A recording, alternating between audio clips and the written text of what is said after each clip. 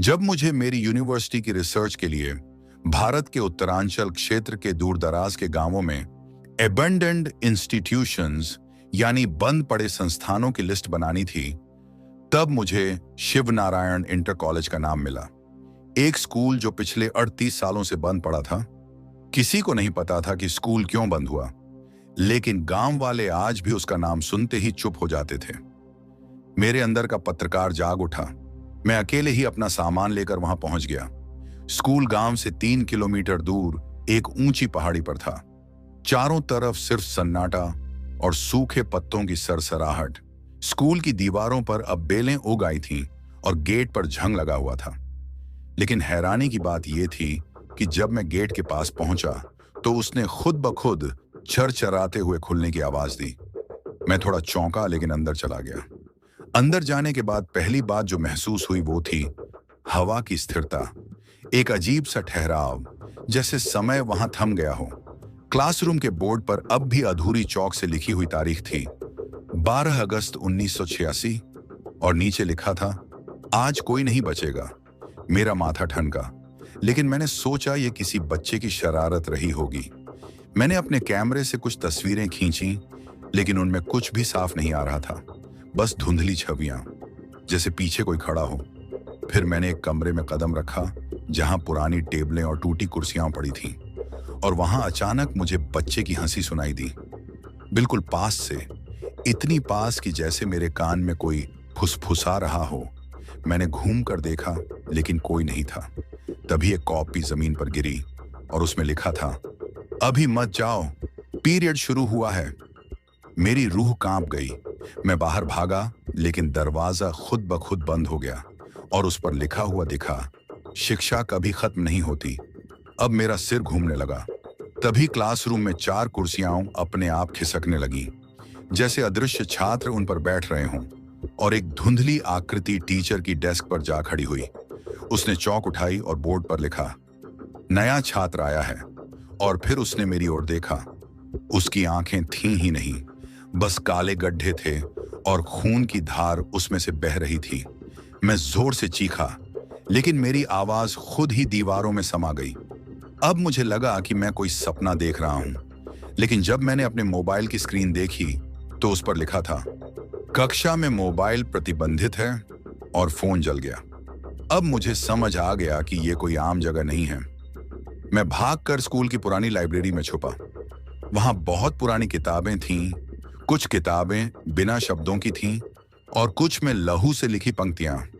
एक किताब अपने आप खुली और उसमें लिखा था, 13 अगस्त 1986 को आखिरी प्रार्थना हुई थी, जब 37 बच्चे और एक अध्यापक हमेशा के लिए इसी भवन में कैद हो गए थे, क्योंकि उन्होंने शिक्षा के देवी के साथ मजाक किया था।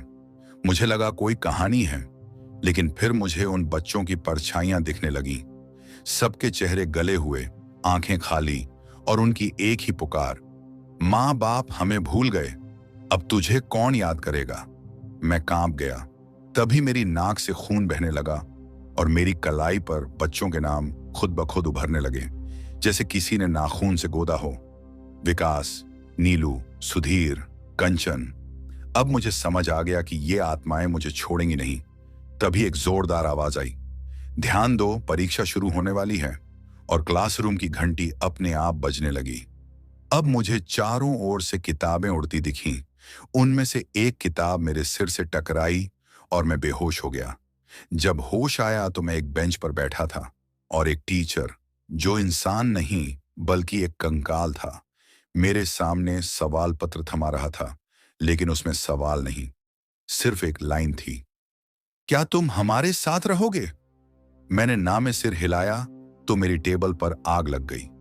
तभी एक लड़की, जिसकी गर्दन एक तरफ मुड़ी हुई थी, बोली, अब देर हो चुकी है, तुमने हमारे स्कूल में कदम रख दिया है, अब तुम हमारे बैच के हो। और फिर सबने एक साथ जोर से ताली बजाई। दीवारें कांपी और स्कूल का दरवाजा अपने आप बंद हो गया। अगले दिन गांव के लोग बताने लगे कि एक नया छात्र स्कूल में दाखिल हुआ है, लेकिन किसी ने उसे आते नहीं देखा। तब से उस स्कूल की छत पर एक और साया दिखता है, जो हर रोज सुबह 9 बजे क्लास में जाता है, दोपहर 1 बजे लाइब्रेरी में पढ़ता है और शाम को प्रार्थना करता है। अब गांव में कोई उसका नाम नहीं लेता, लेकिन एक बूढ़ी औरत मुझे देखकर अक्सर कहती है, तू वापस आ गया बेटा। तुझे तो हम सब ने खो दिया था 38 साल पहले। और तब मुझे एहसास हुआ कि जो रात मैंने वहां बिताई थी वो एक रात नहीं, पूरे 38 साल थे।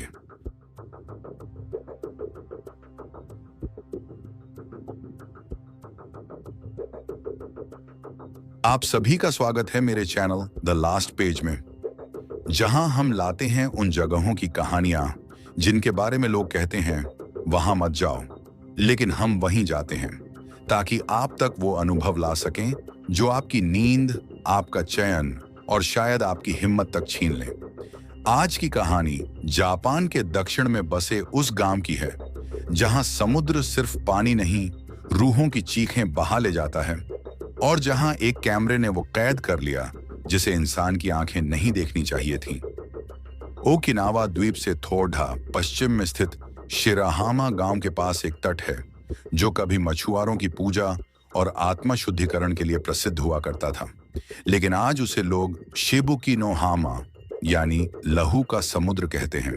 एक ऐसा किनारा जहां की रेत काली है, लहरों से स्याह छींटे उठते हैं और हवा में ऐसा नमक है जो चुभता है, जैसे किसी पुराने जख्म को कुरेद रहा हो। इस कहानी का मुख्य किरदार है हितोशी तानाका, एक 28 वर्षीय टोक्यो निवासी फोटोग्राफर जो लोक कथाओं और अभिशप्त जगहों की तस्वीरें खींचने के लिए जाना जाता था। कुछ लोग उसे भूतों का शिकारी भी कहते थे। हितोशी को इंटरनेट पर एक लेख मिला जिसमें एक बेहद धुंधली फोटो थी।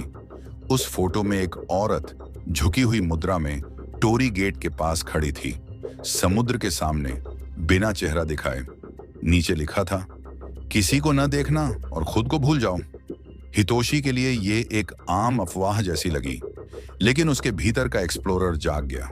वह बिना किसी को बताए शिराहामा के लिए रवाना हो गया, एक bag, camera, tripod, backup lens, एक छोटा तंबू और आत्मा पकड़ने वाला एक स्पेशल ऑडियो रिकॉर्डर लेकर। रास्ता जंगलों से होकर जाता था, संकरी, अंधेरी पगडंडियां। जहां से होकर जा रहे थे वो बांस के टूटते तनों की आवाज आती, जैसे कोई उसका पीछा कर रहा हो। गांव वाले उससे बात नहीं करना चाहते थे। जब उसने तट का रास्ता पूछा तो एक बुजुर्ग औरत ने सिर्फ इतना कहा, अगर वहां जाना है तो आईना मत ले जाना, वो तुम्हारी शक्ल देखती है और फिर खुद को बना लेती है। हितोशी हंस दिया, लेकिन उसका गला कुछ भारी हो गया था। रात 9 बजे वह शिबुकी नोहामा पहुंचा।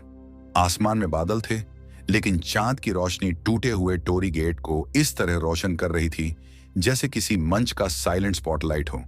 हवाओं में अजीब सी सरसराहट थी, जैसे कोई धीमी धीमी जाप में कुछ कह रहा हो, ना ये सोरू, ना ये सोरू, वही शब्द बार बार।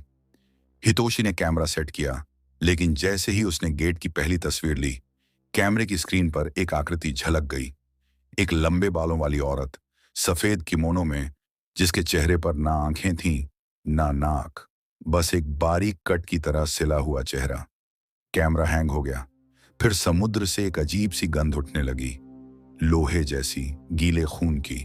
उसने रिकॉर्डर ऑन किया, पर उसमें सिर्फ समुद्र की लहरें नहीं थीं, बल्कि किसी के बोलने की धीमी धीमी आवाज थी। तू मुझे देख रहा है, अब तुझे खुद को भूलना होगा। तभी टोरी गेट से सफेद धुआं उठा, लेकिन वो धुआं ऊपर नहीं, नीचे रेत में समा रहा था। और फिर रेत से एक हाथ निकला, कंकाल जैसी उंगलियां, उन पर समुद्री शैवाल लिपटा हुआ, और वो हाथ रेंगते हुए हितोशी के पैरों तक आया। उसने भागने की कोशिश की, लेकिन उसके पैर जमीन से जैसे चिपक गए थे। तभी उसे अपना नाम याद नहीं रहा। वो खुद को क्या कहता था? उसका दिमाग जैसे किसी ने पोंछ दिया हो। कैमरे की स्क्रीन फिर चालू हुई, लेकिन अब उसमें सिर्फ एक लाइव फीड थी जिसमें वही औरत उसका चेहरा पहनकर टोरी गेट से बाहर निकल रही थी। सुबह जब गांव का एक मछुआरा किनारे आया तो उसे वहां कोई नहीं मिला, सिवाय कैमरे के, एक टूटी हुई टॉर्च के और रेत पर 2 परछाइयों की छाया के, जो सूरज के विपरीत दिशा में खड़ी थी। कैमरे में सिर्फ एक फोटो थी, गेट के पास खड़ी एक औरत मुस्कुराते हुए, और उसकी आंखों में वही कैमरा रिफ्लेक्शन था जो हितोशी के कैमरे में पहले आया था। लेकिन इस बार कैमरे की फोटो में हितोशी नहीं था, वह महिला थी, मगर उसके गले में वही कैमरा लटका था जो हितोशी का था। गांव वालों का कहना है कि अब हर साल उस रात जब चंद्र ग्रहण होता है, शिबू की नोहामा पर एक नई परछाई देखी जाती है जो धीरे धीरे टोरी गेट से अंदर जाती है और फिर अगली सुबह कोई और गांव से गायब होता है। और अगर कभी कोई वहां आईना लेकर चला गया तो आईने में वो अपना चेहरा नहीं देखता, बल्कि वो चेहरा दिखता है जो खुद को अब तक ढूंढ रहा है। वही औरत जिसकी आत्मा कभी समुद्र में डूब गई थी और अब वो हर उस चेहरे को अपना बना लेती है जो उसे देख लेता है।